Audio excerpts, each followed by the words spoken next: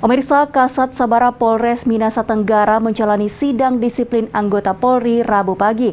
Hasilnya sesuai fakta persidangan diputuskan 3 poin hukuman, yaitu teguran tertulis, penundaan mengikuti pendidikan, dan mutasi yang akan diputuskan oleh Kapolda Sulut. Kasat Sabara Polres Minahasa Tenggara Ibtu Yopi Sasuwuk menjalani sidang disiplin anggota Polri Rabu pagi.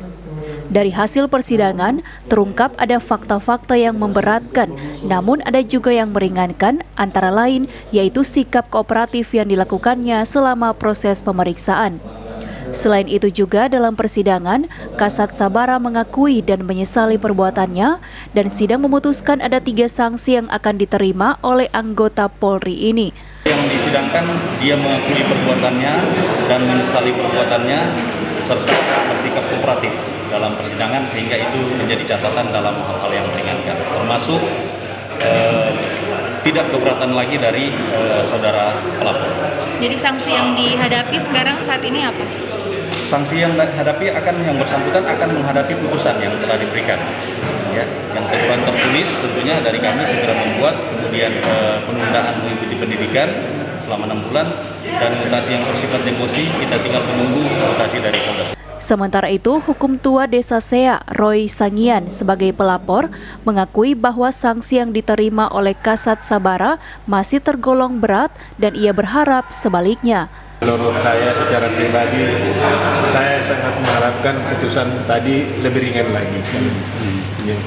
Lebih ringan lagi karena bagaimanapun saya dengan Pak Rifai itu berteman baik.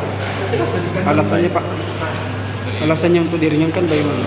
Alasan saya ini karena beliau juga sudah menyadari dan menyesal. Dia juga tadi dalam persidangan tadi dia mengatakan dia mengakui perbuatannya dan menyesal. Dan tentu saya sebagai korban dalam hal ini sangat juga mengharapkan dia ada putusan yang ringan, seringan-ringannya.